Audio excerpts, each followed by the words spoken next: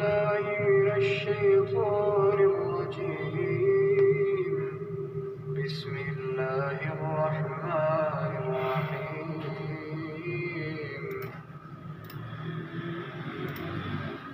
ومن الناس من يعبد الله على حرف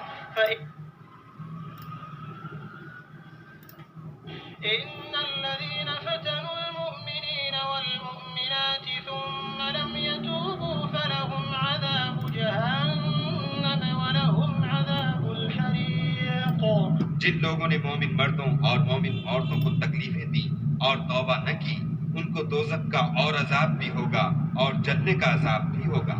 إن الذين آمنوا وعملوا الصالحات لهم جنات تجري من تحتها الأنهار ذلك الفوز الكبير. اور جو لوگ ایمان لائے اور نیک کام کرتے رہے ان کے لیے باغات ہیں جن کے نیچے نہریں بہ رہی ہیں، یہی بڑی کامیابی ہے. إن بطش ربك لشديد. بے شک تمہارے پروردگار کی پکڑ بہت سخت ہے.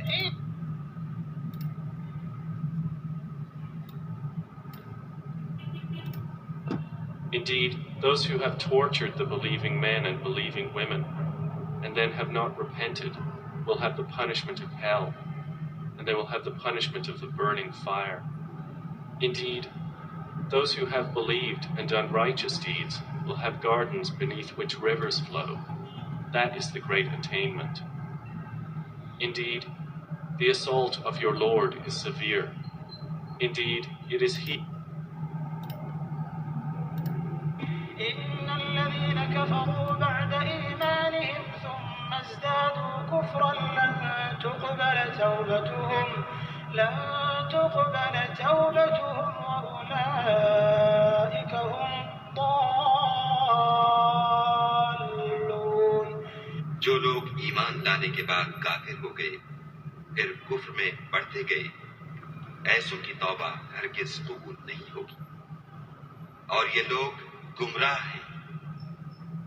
إن الذين كفروا وماتوا وهم كفار فلن يقبل من أحدهم ملء الأرض ذهبا ولو افتدى به أولئك لهم عذاب أليم وما لهم من ناصرين. جو لوگ کافر ہوئے اور کفر ہی کی حالت میں مر گئے وہ اگر نجات حاصل کرنی چاہیں اور بدلے میں زمین بھر کر سونا دیں تو ہرگز قبول نہیں کیا جائے گا. ان لوگوں کو دکھ دینے والا عذاب ہوگا اور ان کی کوئی مدد نہیں کرے گا. Indeed, those who reject the message after their belief and then increase in disbelief, never will their claimed repentance be accepted, and they are the ones astray. Indeed, those who disbelieve and die while they are disbelievers, never would the whole capacity of the earth in gold be accepted from one of them if he would seek to ransom himself with it. For those there will be a painful punishment, and they will have no helpers. اعوذ باللہ من الشیطان الرجیم بسم اللہ الرحمن الرحیم.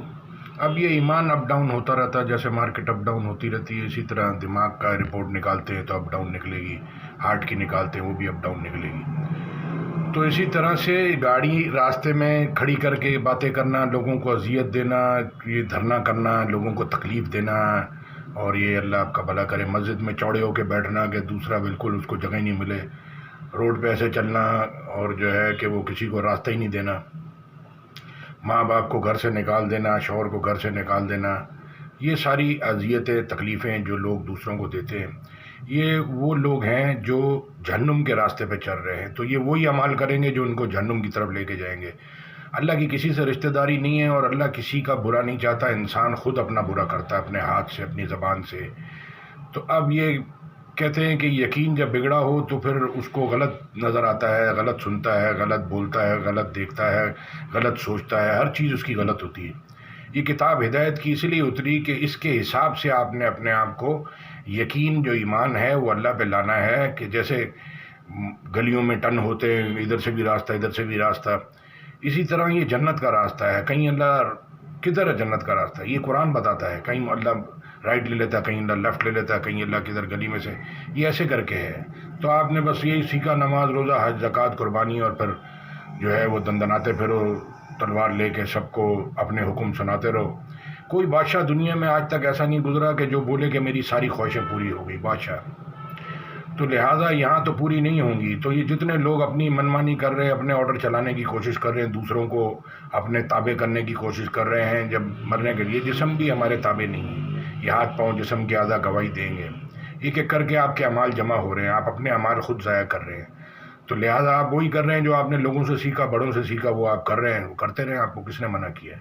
اس پہ کوئی اجر نہیں ہے. کبھی بھی جب اللہ کی پکڑ آئے گی تو آپ کی دنیا بھی جائے گی اور آخرت بھی جائے گی. اور اللہ نے لکھا ہے کہ ہم تھوڑی سی پکڑیں گے کہ لوگ ہماری طرف رجوع کریں.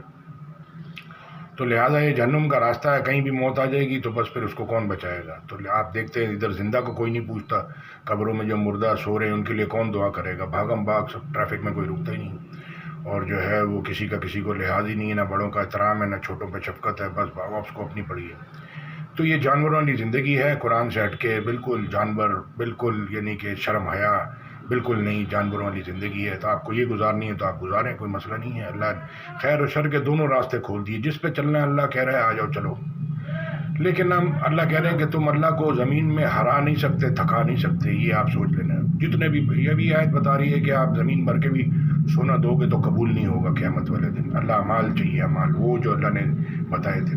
پھر اللہ کہہ رہے ہیں آدم کی اولاد، میں نے کہا نہیں تھا شیطان تمہارا کھلا دشمن ہے، وہ تم میں سے بہت سی خلقت کو گمراہ کر کے لے گیا. پھر اللہ کہہ رہے ہیں کہ یہ میجورٹی ایسی ہے کہ وہ اپنی خواہشوں اور اپنے خیالات کے پیچھے چلتی ہے. تبھی تو 90% لوگ روڈ ایکسیڈنٹ میں مرتے ہیں. تو بڑھاپے میں بیماریاں ہیں، پھر اسپتال ہے، پھر قبر ہے. تو لہٰذا اپنے حال پہ رحم کریں. اتنی تکلیف لوگوں کو دیں کہ جتنی آپ خود برداشت کر سکتے ہیں، کیونکہ یہ ریٹرن آپ کی طرف آئے گی. پھر آپ سے برداشت نہیں ہوگی. تو دنیا میں بڑے بڑے طاقتور، بڑے بڑے جو ہے وہ پیسے والے لوگ گزر کے گئے. اللہ کہہ رہے ہیں پرانے لوگوں کا کیا حال ہوا اس میں دیکھ لو. قرآن جزاک اللہ خیر. لوگ پاگل خانے بھرے پڑے ہیں، ہاسپٹل بھرے پڑے ہیں، کورٹ بھرے پڑے ہیں. جزاک اللہ خیر. السلام علیکم و رحمۃ اللہ. ساتھ میں کاپی پیسٹ کر دوں.